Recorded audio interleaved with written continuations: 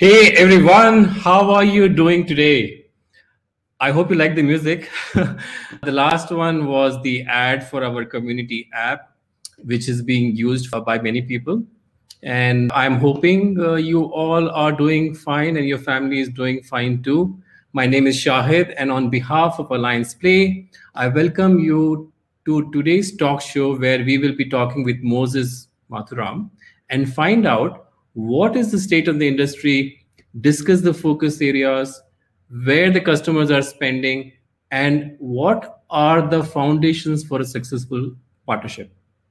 In business or life, every partnership has to be nurtured and managed well, as there are no perfect matches.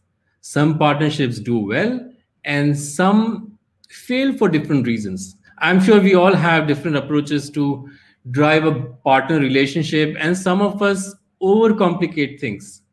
Given the present pandemic situation, I thought it is an appropriate time to revisit the rules of the partnership game and invite none other than Moses Mathuram to share his insights about partnerships. Before I introduce Moses, simple rules for this event. If you get stuck, please refresh your screen. You can leave your questions in the chat or the Q&A tab for Moses, which I will ask in the end of this program. For the benefit of new people, the goal of Alliance Play is to develop valuable partner content and bring the Alliance partner and channel community together through the Alliance Play community app. If you're interested, please visit allianceplay.com to download this app. 3 lucky winners today will be refunded the full cost of this app. The rule is very simple. You should be present during the announcement of the lucky draw, and you should have downloaded the app. We are running a special prize during this event, so feel free to download this app right away. Okay, so Moses is Senior Vice President Business Alliances at Suntech Business Solutions. He has over 26 years of experience in alliances, channel sales, and direct sales, and he lives in San Ramon in the Bay Area with his wife, Prashanti, daughter, Shipra, and Labradoodle, Frido. Prior to Suntech, Moses was Vice President of Global Alliances and Channels at TMAX Soft, where he pioneered their alliances program. He also headed the alliances function for Infosys Cloud Infrastructure and Security Division, was part of IBM's SWG Global Alliances, where he managed 2 large GSI partnerships globally. At Computer Associates, he managed the partner-based sales in South India and Sri Lanka. Apart from the above, Moses also advises startups in spare time on business strategy and GTM models. An ardent and experienced philatelist with national awards to his credit, Moses also mentors several philatelists on their journey. Moses loves to read and also writes when he gets time to do so. Moses, I did not know about your that you pursue philately and have won awards. Do you actually collect stamps too, or is it more focused on study and helping others? Hey, Shahid, first of all, it's great to be here, and philately has been a passion for at least the last 15 years now, and I do collect. I focus on some of the rare stamps of early period India, which is essentially from the time they first issued stamps, 1854, that period as such. Wow. So in 2008, I won the national something equivalent to what they call a gold medal in an exhibition in Chennai. Wow. And since then, I've not exhibited actually. Great. I did not know about this. Thank you so much for sharing that you have this passion, and welcome to the talk show. And we are all looking forward to having an exciting and interesting session with you. Hey, it's my pleasure. I can see several people I can recognize in the group. I can see one of my current team members. I can see several people who I've worked with in the past, including Srisha. I don't know why he's coming up twice in the in the attendee list. I think he's logged off one, so that's good. Yeah, Okay. so Srisha and I worked together in Computer Associates many years ago, and we were partners in crime. We did some quizzing together, etc. So yeah, nice to Yeah. see a lot of people I can see. Awesome. Yeah, Shisha is a good friend. And yeah, there are so many other people we know. It's a small industry, isn't it? So It is. let me start by asking a very pertinent and straightforward question.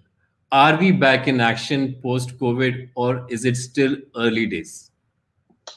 I think we were never out of action. I think, from my perspective, the COVID only actually helped bring up the profile of alliances as a whole. Because especially when we look at when we support our colleagues who sell, right? Uh, they are now not able to go and meet everybody in person, and they're not able to expand their contact base. They're not able to reach out as best as they can. So the only way they can do that is to leverage the partnerships that we have, and especially partners who have a better set of connections with the end customer. And so collaboration has actually only helped the alliances organization. I mean, at least in my current organization, I can see that the engagement with partners has actually increased. So that's from an alliances perspective. From a business standpoint, yes, I mean, it depends on where you come from, depends on which industry you're in, uh, and of course the effort that you're trying to do. And I've seen ones who have pivoted really doing really well. But apart from that, I think when the pandemic first hit, I think the focus was more on keeping the lights on. So anything that helped the customer to keep the lights on, perfect, it worked well, right? Then came the area of saying that, fine, okay, now that everything is running fine, let's look at compliances. So anything that had to do with compliances, that was doing well. And of course, finally, the area where, hey, I have to have this because this is going to help me. That sold well. And finally, and the last thing is, like, the ones who who have products which are good to have but not necessarily right now. I think they're the ones who are struggling. So I think, but I think in general, that's how the pandemic moved the market. But I think now I can see that the markets have now realized that this is going to be the new normal for a while now. So hence they are now moving forward and going ahead with what needs to be done. So I think we are back on now. Okay, nice to know. And as you said, the engagement has only increased and improved for you, and I'm sure for many others. Okay, so if I look at some of the points from, or rather predictions from Gartner. So, for example, Gartner is saying by 2024, 25% of traditional large enterprises CIOs will be held accountable for digital business operational results, effectively becoming COO by proxy. If you look at IDC, they are talking about cloud-centric, accelerating the adoption. Then they're talking about edge, they're talking about intelligent digital workspace, and so on and so forth. Would you be able to shed some light on what are the trends you are seeing in your area? See, cloud and digital transformation are no longer buzzwords. I mean, they're no longer something that somebody aspires to be, right, or get involved in. I mean, like I remember, like it was like 2011 when I started off engaging with cloud partners like Amazon and with Azure. It was a hard sell, right? Today, nobody. I mean, today it's like hygiene, man. I mean, everybody's on the public cloud. That's no longer a question at all, right? I mean, there's nothing. Nobody even worries about security, etc., because it's there. I mean, that's no longer a concern at this point of time. When it comes to digital, right? Again, digital is no longer, it's everybody is on digital now, but now how you leverage digital, that's going to be the key thing. So I think CIOs today, more than CIOs, I think the line of businesses themselves have realized that they have to figure out their digital strategy and not leave it to the CIO, right? The CIO becomes the executor, but essentially the line of business have taken control. And I can easily, talk to a dozen examples that we've seen in the recent past where the line of businesses have taken complete control and the CIO gets involved only to vet what they want from a system technology standpoint, and the rest they the LOBs take control, because that's where the money is. Okay.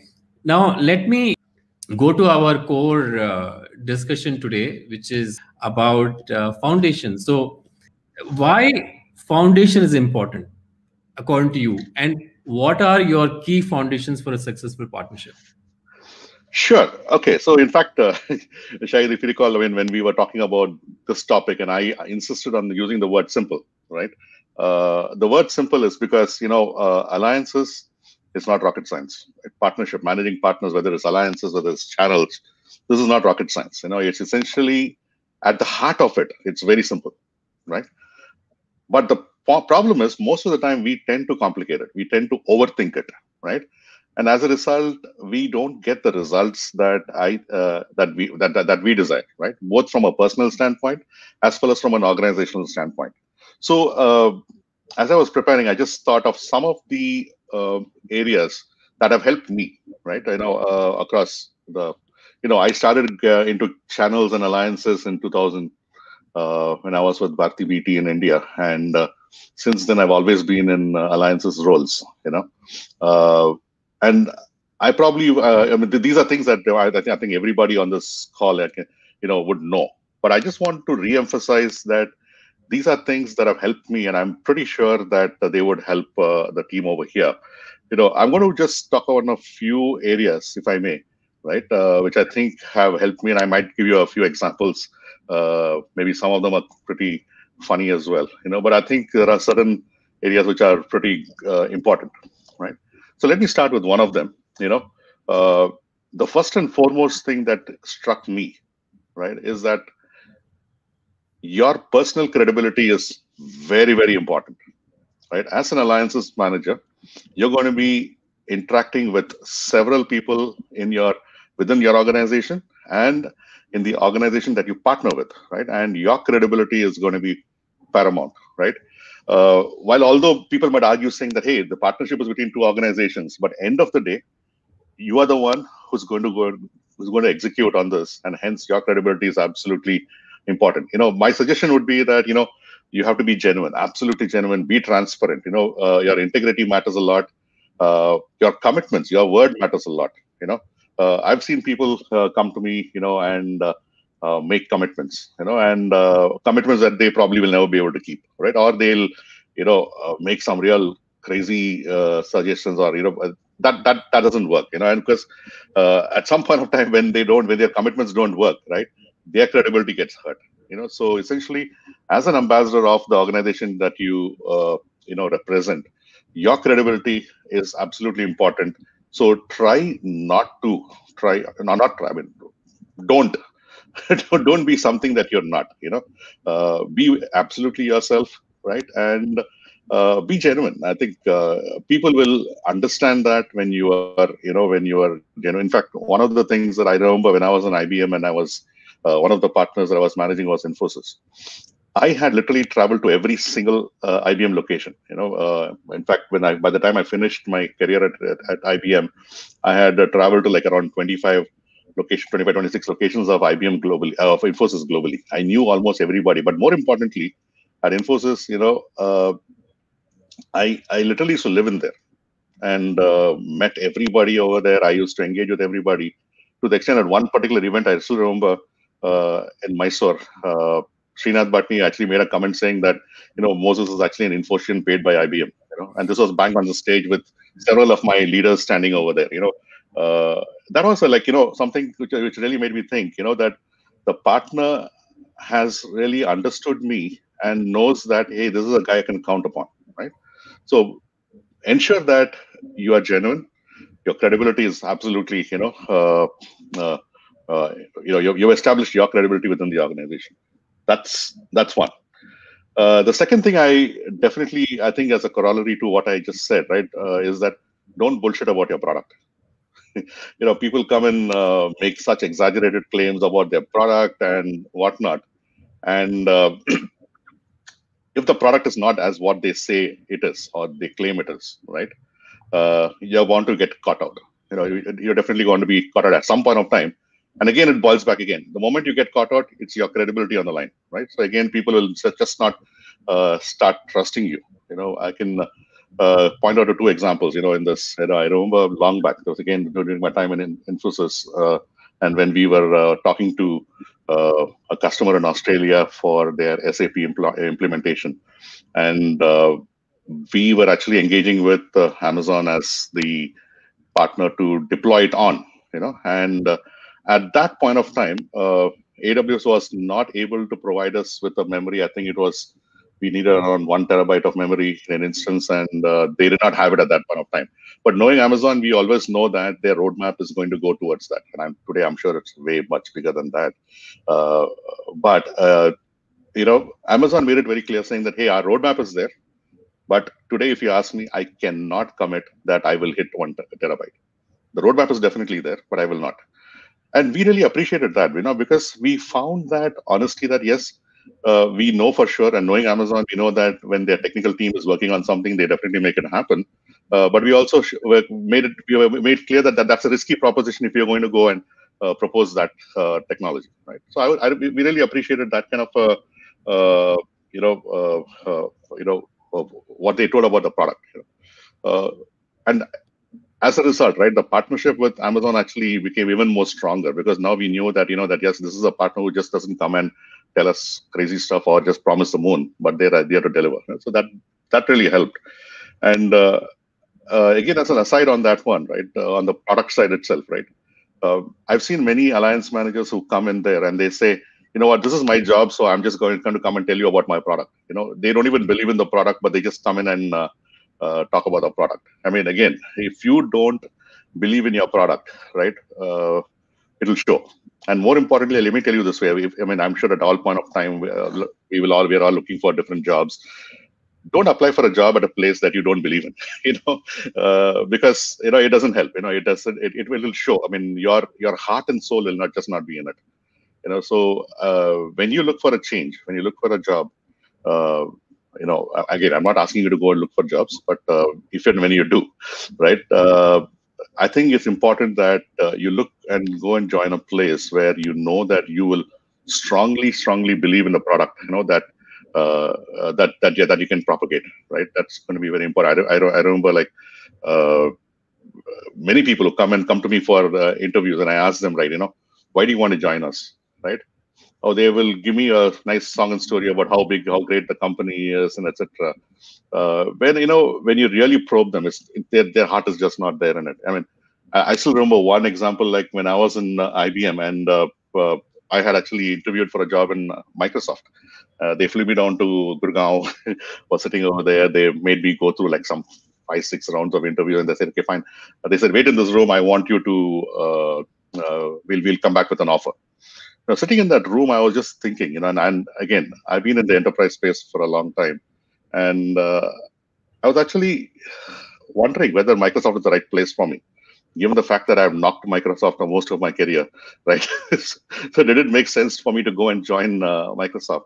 And in that 30 minutes, I was sitting alone waiting for the offer. I kind of knew that although I might join Microsoft in a great role, I personally, at that point of time, I was not convinced that Microsoft is the place I should be at that point. This is like probably around 2010, 11, thereabouts, right? So when this lady from HR comes in, I told her, don't give me the offer. Don't even show me the offer, because I don't think I am personally convinced. And she got upset. She got really upset, saying, hey, you made us, spend one full day, and to interview you, and now you're telling at the end of the day, you're saying you don't want to come in. But I personally, from myself, I realized that if I didn't believe in it, I wouldn't be able to do justice to the job. And I think that's been one of my philosophies. Every time I go and I've changed companies and roles. Right? It's always been to a role where I know I can firmly believe in the product. And if I don't, I try to avoid applying to those kind of roles as such. So yeah, so these are some of the points. I do have a few more, but Shahid, do you want to talk through any of these, or you want me to expand on any of these? No, I think you're going great. Great to know some of these things and the way you think. Please carry on, and I'm sure our friends, they will have follow-up questions in the end. But please carry Awesome. on, and we'll deliberate Awesome. as we move forward. Okay. The other thing that I really personally believe is that, while the organization has a charter, right? They'll say, okay, fine, when there are two organizations or three organizations, or maybe multiple group of organizations partnering together, right? You as a person have to have a vision for the partnership, right? Obviously, it aligns with the charter, but personally, you have to have the vision for that partnership. If you don't dream about the partnership, then meaning when you sleep and you wake up and if you don't dream about the partnership, if you don't have a vision for the partnership, let me put it this way: you're just being a robot, right? You're just going through the motions. You're just exactly executing what somebody else has told you to do, right? And guess what? Soon you will be replaced by a robot, if that's what it is, right? If you're just executing commands, right, technology will soon improve to a place where you can be replaced. So one thing I can definitely tell you is that robots don't dream, right? They don't have a personal vision as such, right? They just execute. So I think if you really want to be relevant, if you really want to show yourself as as somebody who's making waves, right? I think you should have a vision for the partnership that you have. And keep in mind, every partner that you manage has a very different DNA, right? So you cannot treat that, hey, I was successful in this partnership because I did this. It will never work. It may not work in a different partner, right? But your personal vision is absolutely important, right? I'll give you one example, uh, long back when, again, this is again during my time at IBM, and we were, you know, uh, we were doing a lot of good business. In fact, the business actually with Infosys from IBM side was improving, etc. But during the conversation that I had, I found that there were many products within the IBM fold that Infosys was just not even touching, although we were market leaders. And then I realized that I found that uh, and in a system integrator, right, it's always about utilization of resources, right? It's more a system, it's a more a delivery function than a sales function, right? So let me give you an example of the product itself, right? So when I went and talked to the guy who was heading data warehousing, right, and I asked him, like, in point blank, I said, Gans, why are you guys not engaging with us on data stage? It's a brilliant product. It's good. I mean, we guys can help you do anything on it. And this guy just sat and told me, Moses, think about it this way. Today, I have 1,400 people who are trained and certified on Informatica. Okay, and on data stage, I have just 200.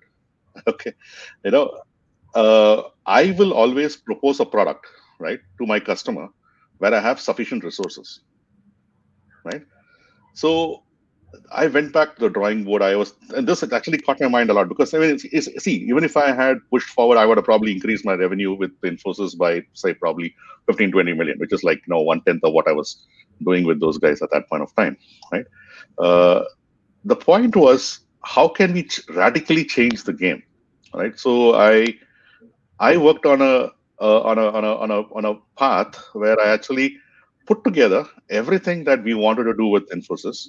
And I went and sat with the Infosys team, and I understood how many people have been trained or certified, etc. And I found it as a pittance, right? I went back to IBM and I had to knock on several doors because I needed funding. Funding for what? I needed to get funding for various training programs, and an IBM training is not free. You have to pay for it, right? So I had to go get funding from various different brands, etc. Thankfully, I found a sponsor at IBM Somers, right, and who believed in the vision that I had.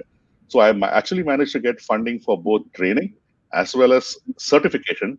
And they actually gave me a check for, check in the sense, blue dollars, for around 3,000 people.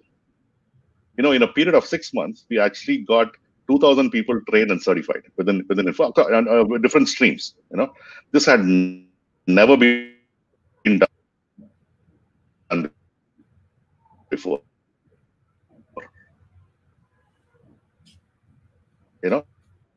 And that set the path, and we saw the success, right? Immediately after that, found that once people have been trained in technology, we got a lot of actually go and replicate that with other partners like Accenture, etc. as well. So it all depends. See, if I were just following the run-of-the-mill, the route, I would have just, okay, fine. I'll just say, okay, Infosys is not interested in data stage. Let me focus my energy elsewhere. But if you have a personal vision, right, you can actually go and execute way beyond what the charter is, and you will see that in the success that follows, right, uh, your personal brand will also increase. Will become better as well. Now, there is always a chance that what you're trying to do might fail, right? But then you'll never know, right? If you never tried, you'll never know whether it's going to succeed or fail, right? But at least you'll know that in failure, you will learn a lot more experience. You will learn a lot more that you can probably decide whether to use or not in the next, next time you are in that sort of a situation, right?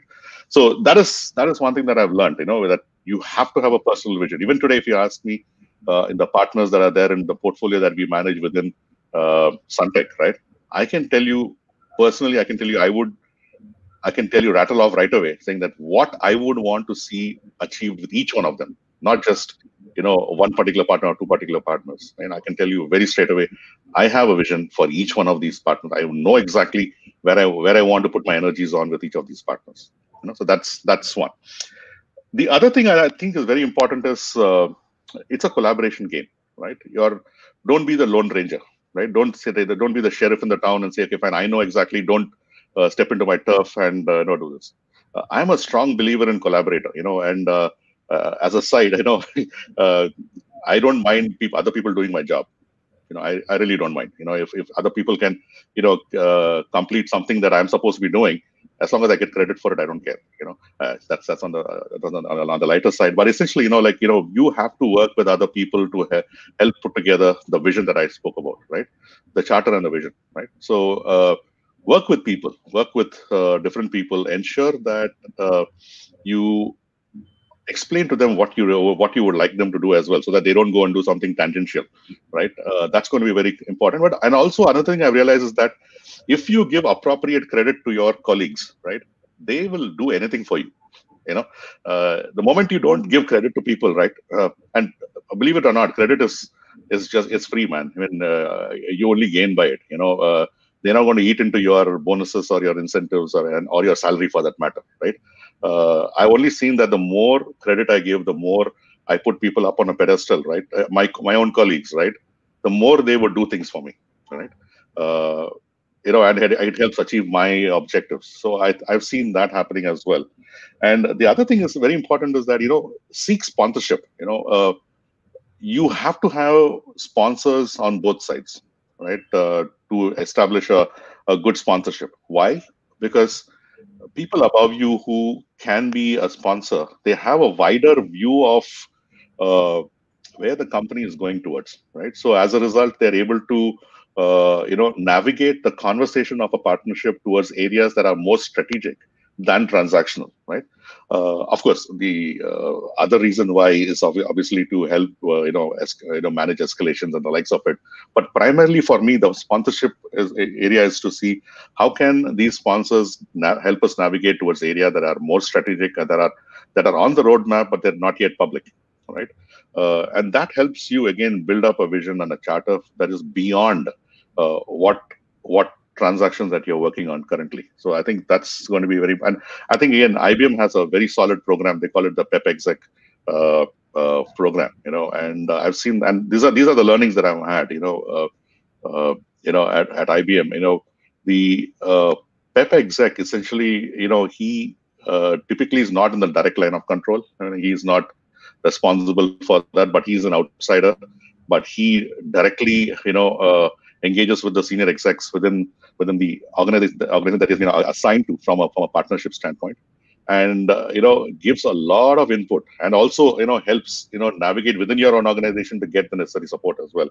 So I've seen that they've been very, very solid. Places where we've not had a sponsor on the partner side, I've seen it just disintegrate to a level where there's really no serious focus, right? So if you're talking about a strategic partnership, ensure that you have a sponsor. You have to have somebody looking out for you. In fact, when I talk about strategic partners, I have two levels of sponsorship that I tell my team. One is you should have an overall exec sponsor, and then you should have an operational sponsor. The operational sponsor is somebody who works with you on a more regular basis, and the exec sponsor is the guy who you go to only when there's such a bad escalation that the operational guy can't take care of, or you need some strategic guidance, and and they get involved in that. So that's the way I work at. Uh, The other thing that I think is very important is that uh, as an alliance guy, and I'm sure all of these guys on the call, I can see those people over here on the call, the names at least, these, you have to map out all the stakeholders, you know, in an organization. Don't just, a temptation is always to go to one who pampers you, and hence stick with them, or work with the ones which are easy, right? I can tell you one thing, the guys who are actually uh, questioning you a lot, or maybe who seem hostile to you at times, right, are the people who actually are asking questions because they want to be convinced. And once they're convinced, they can be your biggest, ally in the organization. So don't feel shy about going and trying to work with the ones who are giving you a hard time, right? Uh, Ensure that you map out every single guy or person, in the organization who's going to be relevant to your story, right? One of the biggest challenges we as alliances professionals, face is that we encounter a lot of time wasters, and it's very important that you identify those time wasters very early in the day, so that you don't spend time or even give them too much of credence, right? Because they're just wasting your time, you know. And I mean, there was one incident that came to me when I was in one of, I don't want to name the, because there are some of them you might know these guys. There was one person I was working with in one of uh, let's say EMEA. Okay, it's not the geography, but this guy, consistently was working on an area with a partner of mine, and we didn't do any business. Literally, I mean, for 2 years we were trying to crack a particular market with a particular product stream. But you know what we consistently got every quarter on quarter, we got used to get congratulations from the partner saying that, hey, this guy is doing a fabulous job, and we are working with him, we are collaborating with him. And after 2-3 quarters, I got suspicious. So I was wondering what the heck is happening, because I'm not getting a single revenue, I'm not building a pipeline, but I'm getting consistent congratulations from the partner side, saying that, hey, you're doing fantastic with us, and this particular person, the alliance guy, is doing great. So I spoke to a counterpart of mine in the partner company, and I asked him, "Hey, what's going on? You and I, we've not seen a single revenue, we've not seen pipeline growth, but I'm getting these kind of emails from your team members saying that that we are part." And you know what the partner, my counterpart said? He said, "You know what? I'm getting similar emails from your side." So what these two guys have done, my team member and the other guy have done, they have done a pact among themselves that one guy will congratulate to the other to the other guy's manager, right? And just to make an illusion that that things are going on great, right? I quickly cut it down. I just shut it down immediately with this guy. I had a straight talk to him, and I told him, don't mess with me, because this is not something that's going to help. End of the day, I'm not going to measure you based on the congratulations or the whatever applause that you get from partners. I'm going to measure you on the KPIs that have been already set out for you. So these kind of things really don't help the business. I would rather we focus our time and energy on what will help you achieve the KPIs that the organization has set out, right? And focus on that, right? The last few points that I have, right? This is a must-have. I mean, this is something I insist on all partnerships: metrics. If you don't have metrics, right, it's going to be, you're never going to succeed, right? Because that means you're just having a partnership which is very loosely structured, and both of you are telling each other, saying that, what, if business happens, it happens. That's fine. We're not going to be worried about it, right? But when you have metrics, when you commit to a metric or a set of metrics, right, that you think, that you deem are important, and it doesn't have to be always revenue, right? It all depends. It all depends on what you want to achieve at that point of time, right? Metrics will set you on a path that is measurable, right? And if you find any deviance to the metrics, right, you can always course correct, right? Or if you find something that works very well, you can replicate it, or you can double down on it and do it better, right? So that's going to be very, very important. As an alliances professional, I can tell you this very, very, very straightforwardly. If you don't have metrics, or you have very loose metrics, it will lower the standing of yourself as an alliances professional within your own organization. So people will not take you seriously. Right? If you're not able to show measurable results, people within your own organization will not take you seriously. And as a result, they will say, you know what? oh, that's the alliances department. It'll be like much lower breed within the within the organization.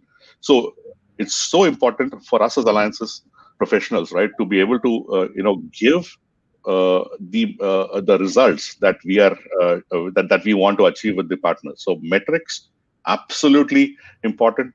More importantly, you should measure them and report them. Let people know. I mean, let people know that, hey, these are the metrics that I'm trying to have with this partner, and hence, as a result, these are results I'm measuring, and this is what's happening, right? It's good. It's good to see people, know the results of what you've been working on, right? Both for the function as well as you as a brand. People will know that you're result focused rather than just trying to. The general conception among people is that alliances people generally go around having fun, right? In fact, when my daughter used to ask me, Dad, what do you do? This was when she was really, really small.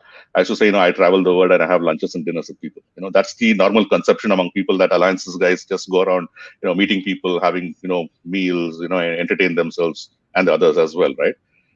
Seriously, I think, people will look at you as a person who really means business if you are able to double down on the metrics and show the results, right? So that's the thing.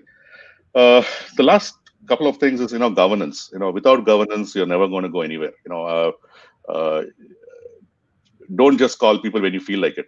Set up a schedule. I mean, of course, you can always have informal conversations, but set up a schedule that will set up a discipline within the organization that you're working with, and people will know that you're serious. And this is something that I strive to have. I definitely. I mean, it's not successful all the time. Not everybody commits to what we do, but I think it's important that, and you will also know, the ones who are serious will commit to a governance, right? The ones who are serious, the partnerships who are serious in engaging with you will commit to metrics, right? So these are things that are absolutely important. And the last 2 points that I have is, one is hard work. I mean, alliances is not easy, man. It's you have to sweat it out. I mean, literally, it's a 24/7 kind of a job. When I go to bed, I keep thinking about, hey, what should I be doing next in the morning? What should I be working on? Is there something I can do differently? Right? Can I think out of the box? Can I who else can I contact? Is there somebody else who can help me better? It's a job that is self-driven. If you're not self-driven, it's not going to work out at all. It's a lot of hard work. It's way beyond. It's. I mean, let me put it this way: it's hard work, but it's fun. And I'm sure you'll all agree with me on that. As alliance professionals, I do this because I love doing it. I don't do it because it's just a job that I have, right? So hard work is very, very important. I know we're running out of time. The last thing I want to say is that, this is something I tell everybody, and it's not just in alliances. Don't be afraid to ask for something highly improbable. I keep telling my team, go ask for it.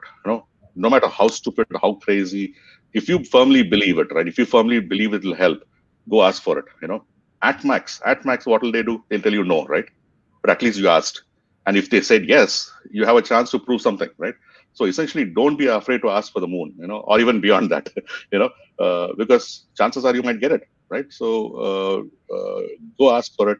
Alliances is all about trying to see how you can further the boundaries of where you are currently, right?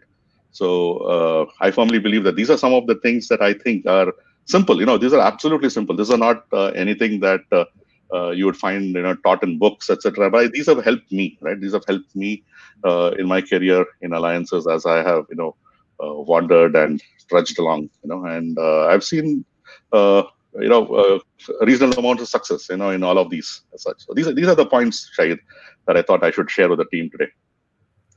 So Moses, very valuable. And when you started, you said simple, right?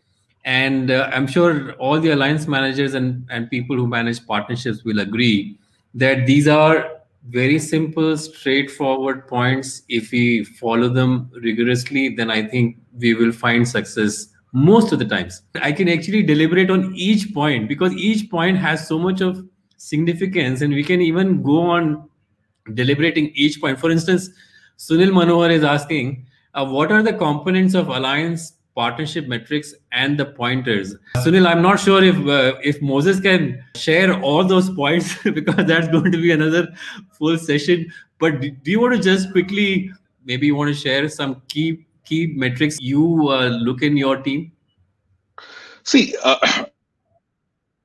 okay, so the metrics depends on what you're trying to achieve with the particular organization, right? So obviously, people will always say, "Hey, revenue is going to be the most important one," right? But there have been partnerships that I work with where the metric is not revenue at all. In fact, they may not even be a partner which sells or influences something, right? So it all depends on what you want to achieve within that particular organization, right? So the tendency I've seen mostly, right, is on revenue, right?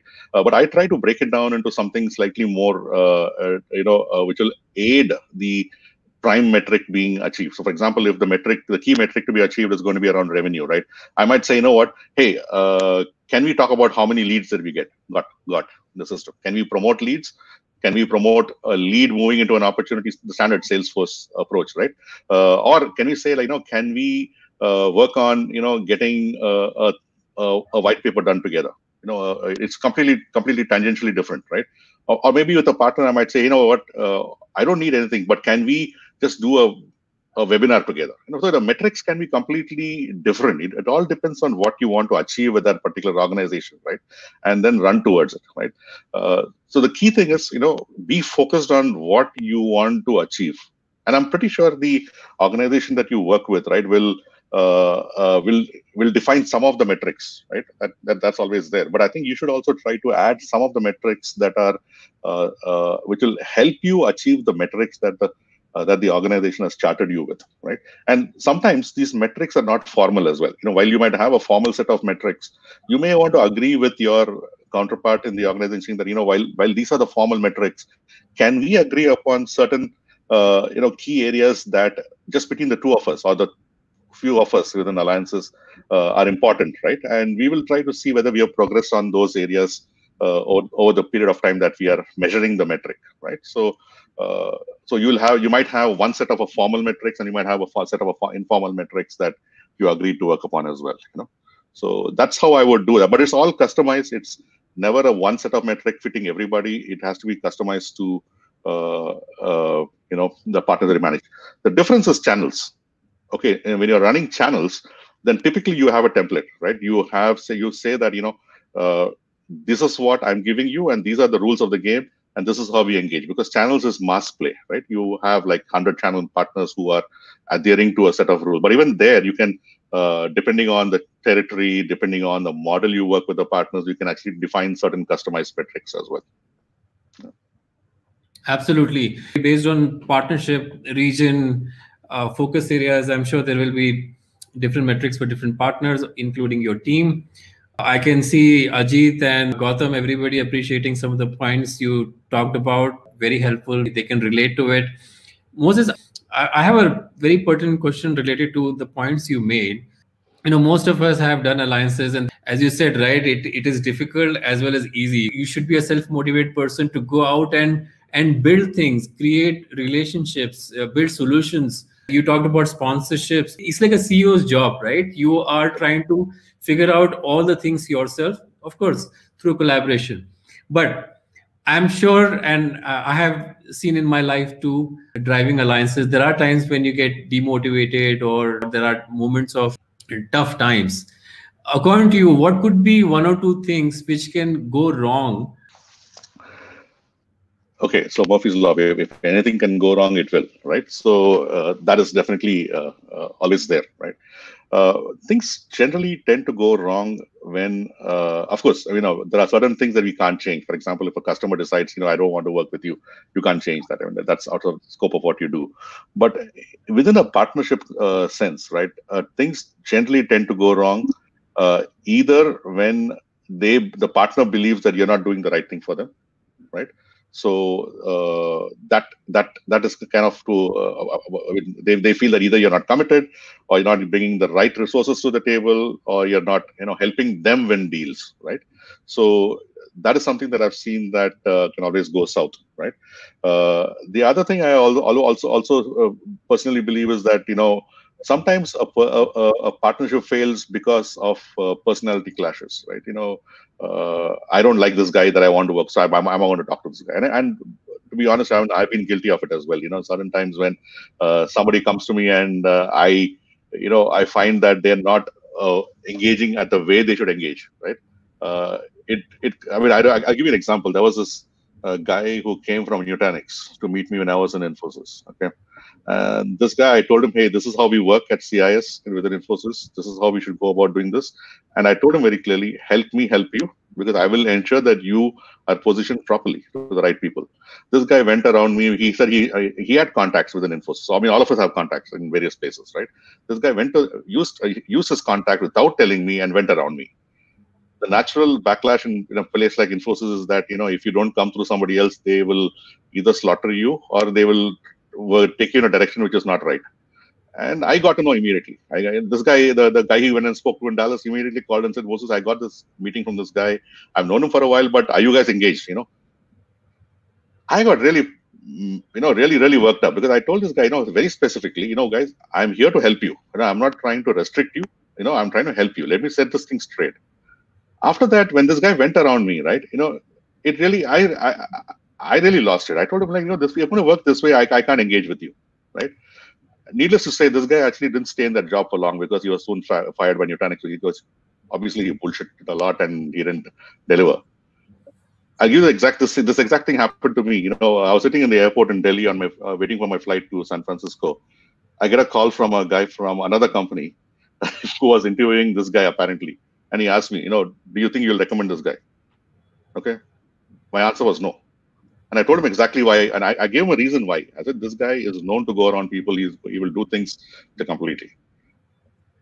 3 months later, same guy calls and says, you know what? I haven't found any other guy. This guy seems good. He's been recommended. I said, you can go hire him at your own peril. Guess what? 6 months later, he was again fired. So my point is, like, these are things, when you try to, mess up, right, your relationship with people who are genuinely trying to help you, that can be a downfall as well. So work transparently. As long as you're transparent with what you're doing, right, I think people will appreciate that. There is no downside to having integrity. I can tell you that. So these are some of the things that I think will definitely can go wrong. Misunderstandings, right? People might say, what, I heard about you. Set it straight. Tell them, this is what it is. I'm being transparent with you. And there is nothing to hide. Right. These are things that, but otherwise, I don't see market forces you and I can't really control. Like, for example, the pandemic happened. There was little that you and I could do, right? So apart from those, right, where we don't have control on, right, I think everything else can be managed, right? End of the day, remember, while it's two organizations, it is still the people behind these organizations who matter. Absolutely, we agree with you. What you're saying, transparency, integrity, honesty, I think these only will help us grow further. Now, you talked about pandemic. So I have one of my last questions, unless anybody else has, and then we can do some formalities. Now, you talk about pandemic, alliances, partnership. It's all about meeting people, building that trust. There's a lot of trust which is developed when you meet people face to face. Of course, people are forced to work on phone, on video calls, and go on with their lives and build these relationships. But having said that, do you have any advice for the alliance managers, especially when the alliance roles are under scanner because of COVID? Yeah, I agree with you. I think this is going to be a time when a lot of things are being redefined, right?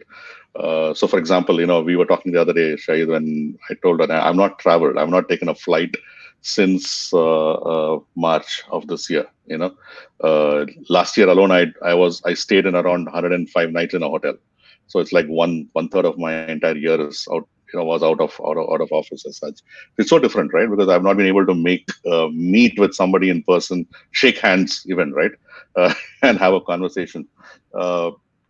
It is making life that much more difficult for us, right? So obviously, we will have to work within the realms of what is possible right now. The good part is, like, man is always adaptable, right? And as long as we adapt to different scenarios, right, and we are flexible, I think we will be able to do really well.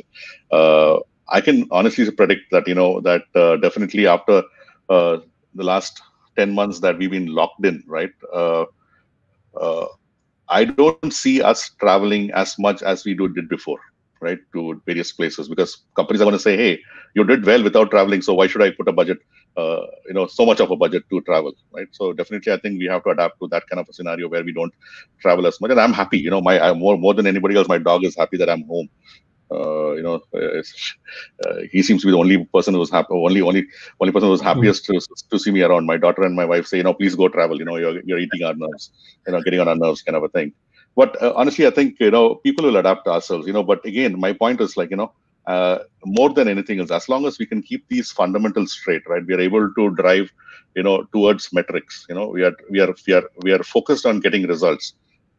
You and I will be relevant, right? The moment we are not focused on results, that is when people will start questioning and asking, is this team really important? Or I'll put it even more bluntly, is this person really important, right? And that is when we end up getting into a place where people will start questioning our position in the organization. And it doesn't have to be with the level, right, within the organization. It can have it will cut across everywhere. Right? The pandemic has been very cruel in the way it's hurt many people, right, within the organization. Right? It's going to be. I've seen many senior people in organizations, like, for example, people in Oracle, etc., in the Bay Area. I personally know people who have lost their jobs, and these are not bad people. I can tell you these. These are people I've worked with in the past, and it's been cruel just because some guy took a decision saying that this person is expendable. So my charter to you guys is, to every one of you, and I think all of us know this, try not to be expendable, right? As long as you are able to bring a sense of importance to yourself, that that you are there and you can achieve more than what you are asked to do, I think you will stay relevant within the organization, right? I think that's pretty much what I would say when it comes to safeguarding our roles, etc. It's not a great time to go looking for a job. I can tell you that.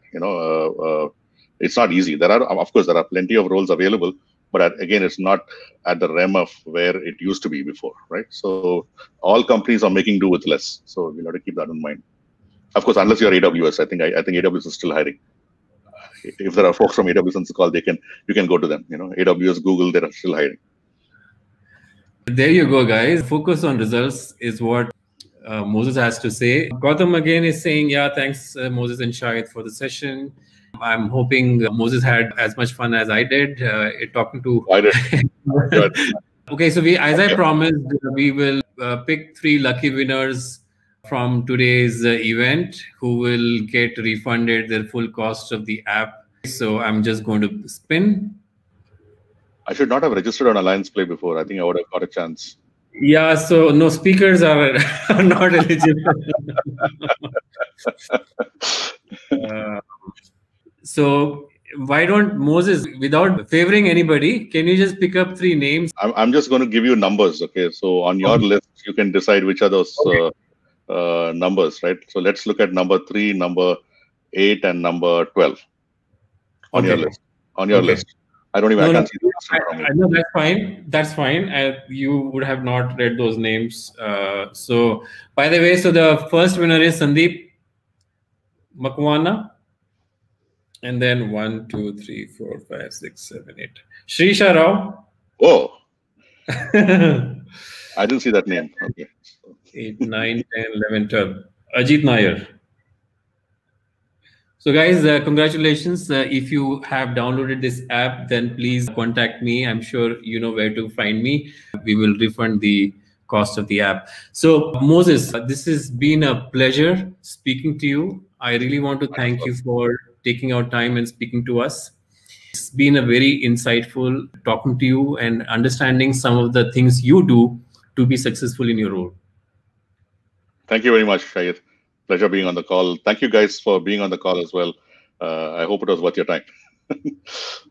Absolutely. I would like to remind our audience that we are bringing some amazing content, discussion, and workshops. So do subscribe at our website and do not forget to download the app, because most discussions will happen on this private community app. So please join this community and we will have a lot more fun and a lot more content. This is Shahid signing off. Until next time, take care and goodbye. And thanks a lot, Moses, again. It was lovely meeting you again and interacting with you on this platform. Thank you, Shahid. Take care. Enjoy your weekend, guys.